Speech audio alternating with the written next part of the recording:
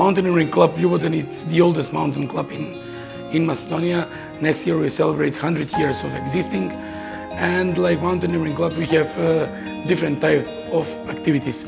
One of the activities, the main activity is mountaineering, education of the kids of the schools in Teto, in the region, and recreatively hiking and development of tourism. During these days we have a training process about the young people, stakeholders that are living in the region from both sides of Shar Mountain. And the idea of this training process was to encourage them to think in the future to live in this region, because development of the tourism it's going on in these years, and there will be sustainability in the future for them to live there in the region, not to think that they can live in European countries or somewhere else, but also to live in the region and to develop, to work, to show to the tourists that was through the generation made in the region, and for that what they can do, they can have economic benefit.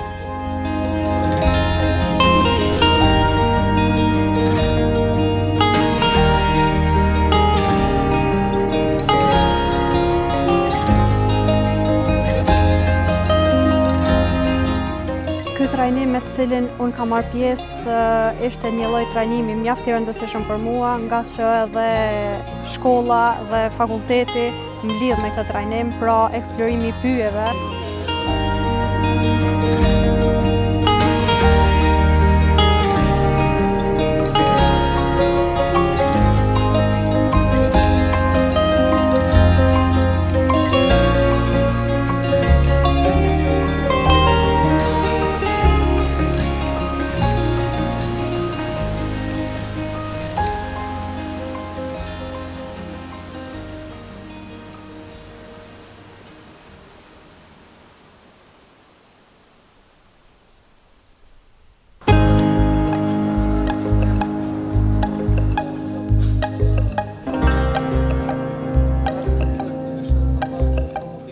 В 2016 година го отворивме хостелот со 2 соби и едно окупатило. Значи, тоа ни дојде од идејата предходно од работа со туризам, превоз, водич во планина, локален, превоз до смештај во Скопје, потоа потреба за смештај. Од 2016 почнавме, од тогај секој ден полека имаме.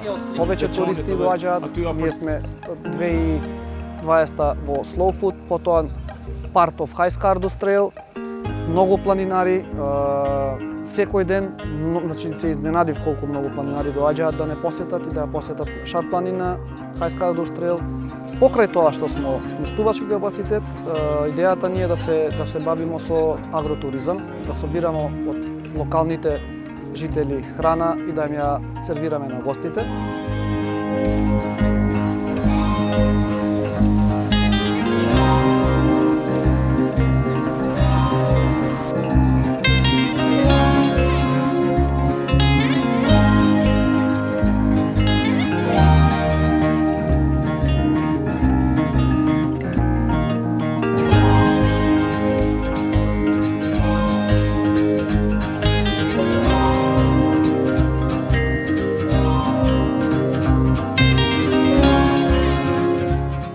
Ferma jonë kryesisht merret me prodhime mlektorare tradicionale dhe turizëm malor, siç është Kalerinë. Ferma jonë numëron 4000 dhen, 150 lopë dhe 80 kuaj, të cilët na shërbejnë për turizëm.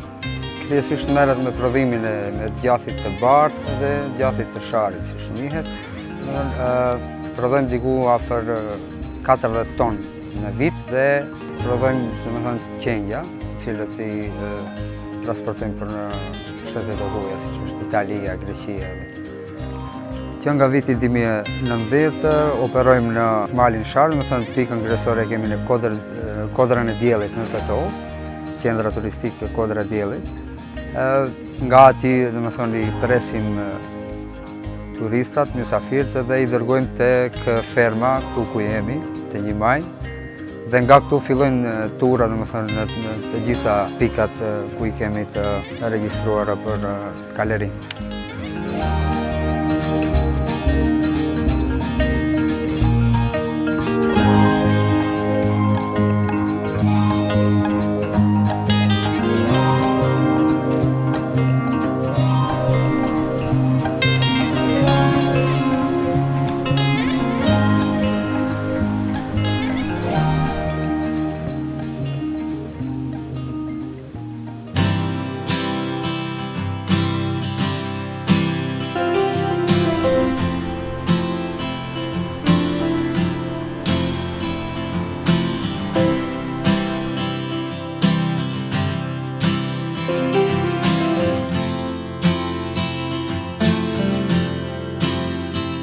In this project, we are collaborating cross-boundary on Mountain Shar with the local action group Lag Shari from Kosovo. We as well are part of a local action group called Friends of Shar. So all the activities in the Best Belt project are kind of follow-up of our 10-year work that we have done in the region. Previously, we were very active campaigning for proclamation of Shar Mountain as a national park. But now we're doing a lot of activities where we kind of bring the communities together with the authorities from the national park. So part of the activities were related with organizing rural forums where local people were asking direct questions to the authorities about the use of natural resources in the national park. Then we also organized many workshops related to sustainable tourism, and we kind of brought together young people from Macedonia and Kosovo to learn what is actually sustainable and rural tourism and what our region can offer. So we can definitely say that all the activities were kind of enforce the cooperation between the countries, but also between different stakeholders.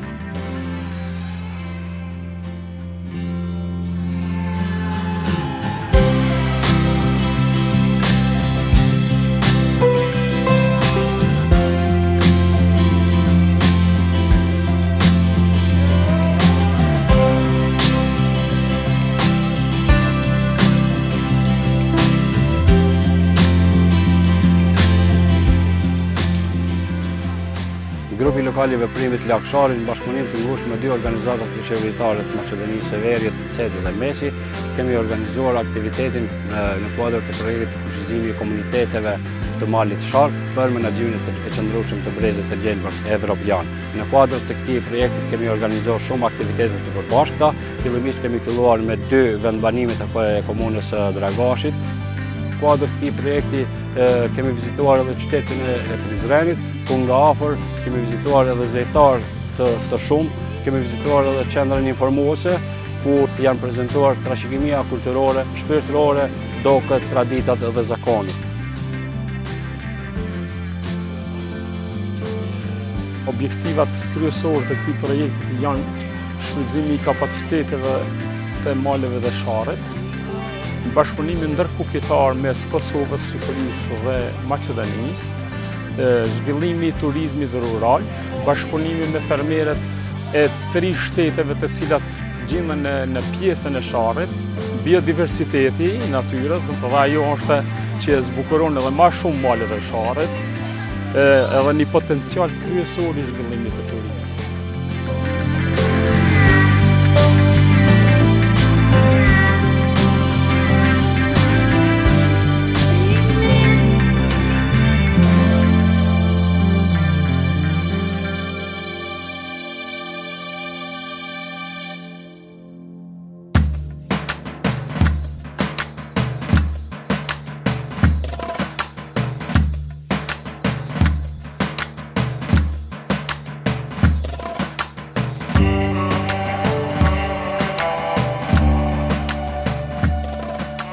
Në shënimin e ditëve të brezit të gjelbërt evropian, këtë aktivitet e ka fuqizuar edhe pjesëmarrja e shoqatës safariste Shari, pjesëmarrja e Universitetit të Prizrenit, përfaqësues nga Ministria e Mjedisit dhe Planifikimit Hapësinor, si dhe përfaqësues nga Agjencioni Ujor i Kosovës. Në fund të këtij aktiviteti është mbajtur edhe shënimi i ditëve të brezit Gjelbert në Opoj, në fshatin Bresan, ku në prani të shumë institucioneve të nivelit qendror dhe lokal është prezantuar projekti dhe madhështore këtë aktivitet e ka bërë edhe Shoqëria Kulturore Artistike Bresana, ku ka marrë pjesë me valle tradicionale të kësaj jone dhe të njëjtën kohë madhështore këtë aktivitet e kanë bërë edhe dy shkollat e mesme të ulta, shkolla e mesme e ulët në Bresan dhe shkolla e mesme e ulët në Blaç, ku kanë qenë të organizohet fëmijët e këtyre dy shkollave, nxënësit e këtyre dy shkollave, ku kanë marrë pjesë me recitale të ndryshme dhe kanë marrë pjesë edhe me valle tradicionale të kësaj jone.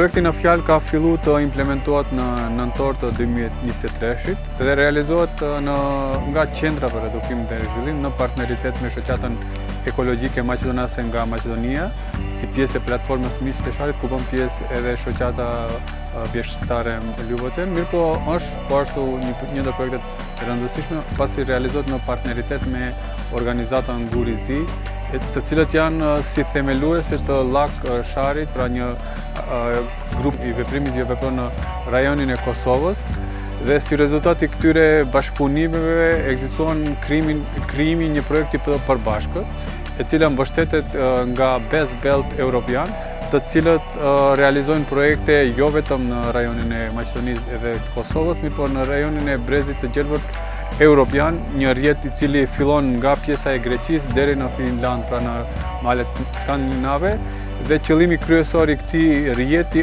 është promovimi i këtij brezit të Gjelbërt përmes aktiviteteve të përvashta ku të gjithë që veprojnë në këto rajone do të promovojnë turizëm të qëndrueshëm, mbrojtje të natyrës e kështu me radhë.